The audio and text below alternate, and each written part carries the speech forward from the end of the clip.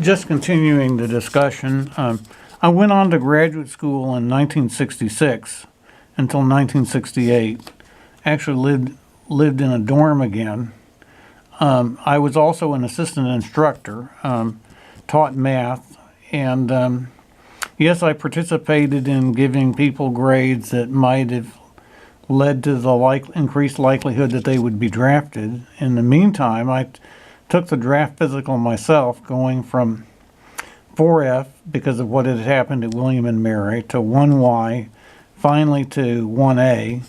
And in fact, I did get a draft notice in February of 1968, and I went in 2 weeks early and enlisted for 2 years, hoping I would get a better MOS. This is actually a scene at Fort Jackson, South Carolina today. There's something about all of this that is disturbing,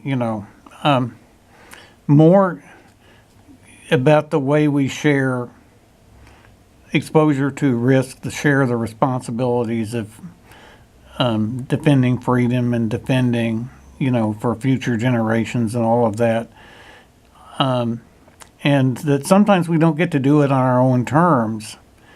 And sometimes people expect others to be open to relationships with others, to to accept the idea that you may not get what you want in life. You may have to pass it on to someone else, and you may have to be able to have a relationship with someone anyway and share the goals of someone else. That is something I always found very repulsive.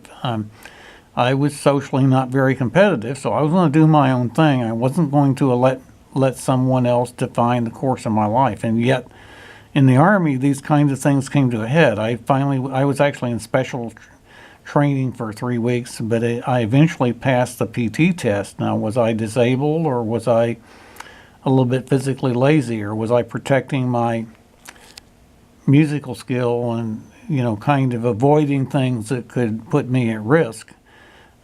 This is really a disturbing question. Most of all is the idea that people actually have relationships and remain intimacy when life doesn't go the way they want it to, and I kind of wasn't willing to. That's really a disturbing idea.